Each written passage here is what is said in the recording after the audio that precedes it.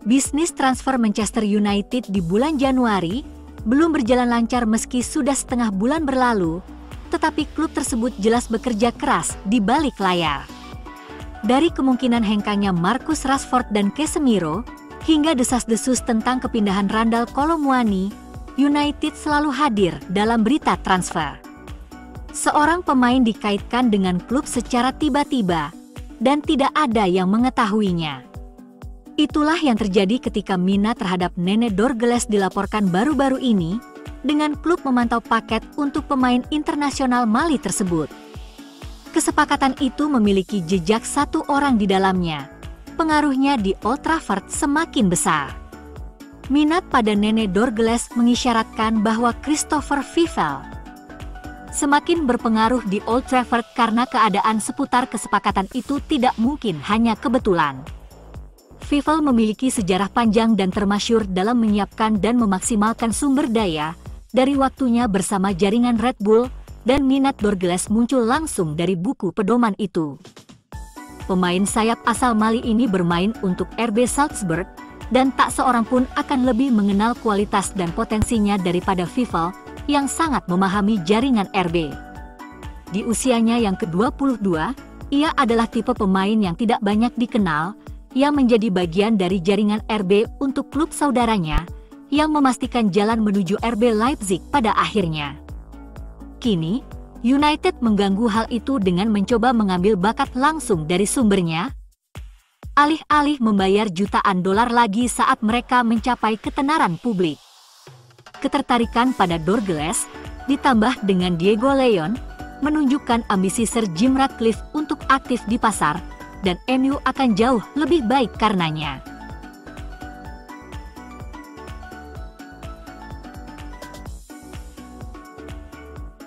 Matthijs de Ligt meninggalkan Ajax pada usia 19 tahun dengan beban dunia di pundaknya. Pemain asal Belanda terlempar ke dunia kemewahan dan keglamoran di Juventus. Kecenderungan media untuk menggagalkan pemain sebelum mereka memenuhi potensi penuh mereka adalah kisah setua waktu itu sendiri. Matthijs de Ligt atau Mata, seperti teman Seti memanggilnya di Manchester United, telah menjadi korban lain dari skenario itu. Diganggu oleh media yang menetapkan harapan yang mustahil dicapai, gagal menilai dirinya sebagaimana adanya, yaitu bek yang sangat berbakat. Narasi itu mengancam untuk memaksakan jalan masuk ke dalam perilaku penggemar Inggris dan media setelah ia menandatangani kontrak dengan United.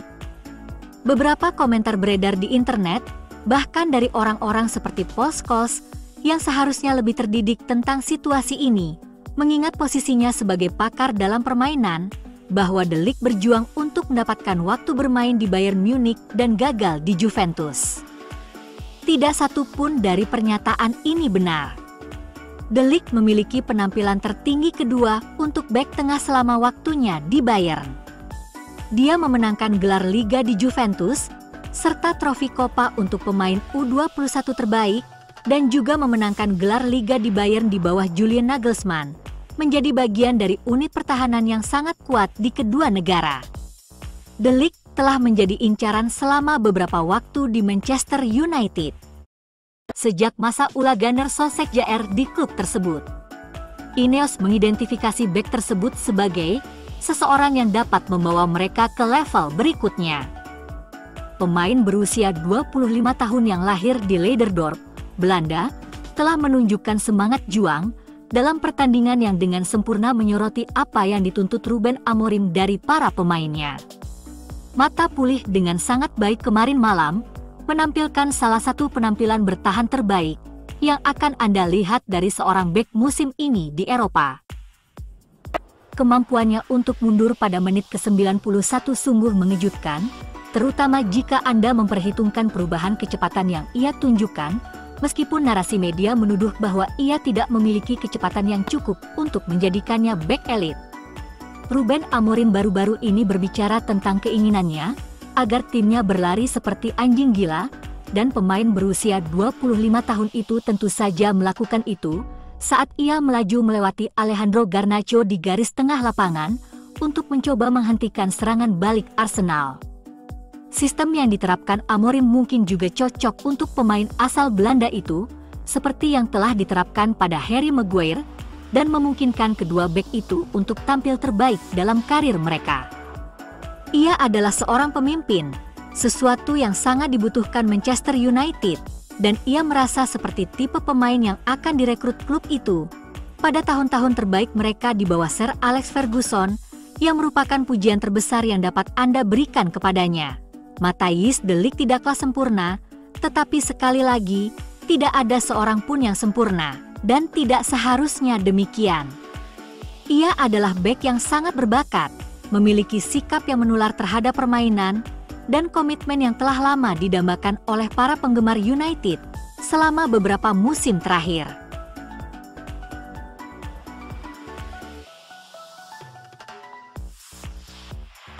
Bruno Fernandes telah menjelaskan apa yang menurutnya menjadi kunci peningkatan performa dan hasil Manchester United baru-baru ini. Sama seperti yang mereka lakukan saat melawan Liverpool di Anfield 7 hari sebelumnya, United menunjukkan ketahanan dan tekad untuk menang dan menjaga harapan mereka untuk mempertahankan mahkota Piala FA.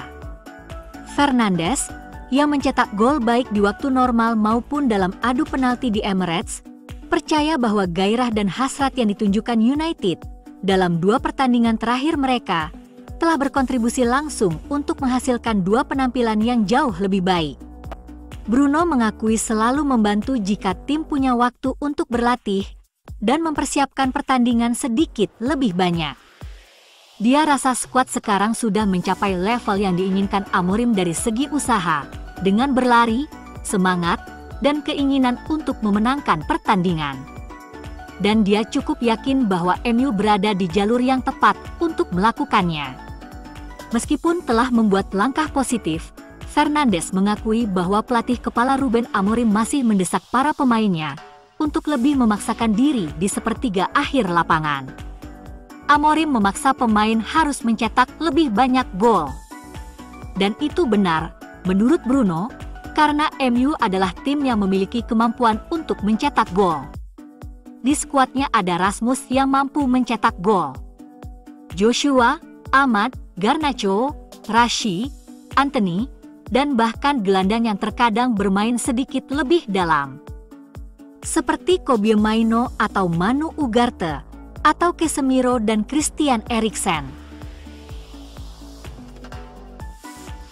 Ruben Amorim terpaksa membela para pemain Manchester United setelah para penggemarnya merasa tidak senang pasca kemenangan mereka atas Arsenal di Piala FA pada hari Minggu. Setan Merah mampu bertahan selama 1 jam bermain dengan 10 pemain setelah Diogo Dalot dikeluarkan dari lapangan. MU menang dalam adu penalti yang bisa dibilang merupakan penampilan terbaik mereka di bawah manajer baru sejauh ini. Amorim memilih untuk tidak merayakan kemenangan bersama para pemainnya setelah peluit akhir pertandingan dibunyikan, karena ingin mereka yang menerima cinta dari para penonton, bukan dirinya. Namun, ia harus datang menyelamatkan mereka malam itu juga, untuk menenangkan para penggemar yang kecewa, yang berharap dapat melihat sekilas skuad saat mereka kembali ke rumah dari London.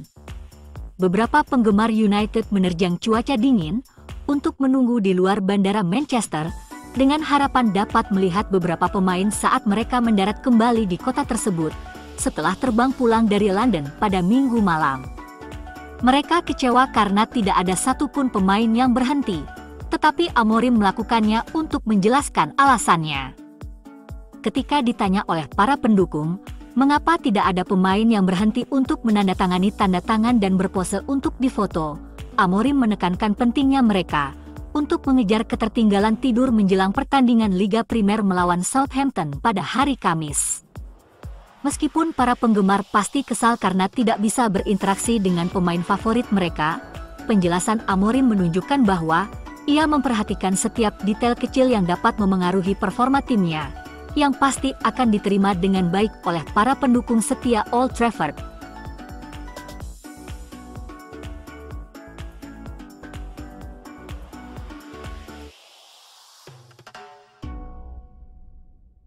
Ada hal lucu yang mungkin tidak disadari pemirsa laga Piala FA. Arsenal versus Man United. Di akhir masa extra time, Ruben Amorim membuat perubahan taktik yang unik. Para penggemar justru senang dengan perubahan taktik MU yang mencengangkan saat melawan Arsenal. Amorim melakukan manuver taktik yang tak terduga di menit-menit akhir melawan Arsenal yang membuat para penggemar terhibur.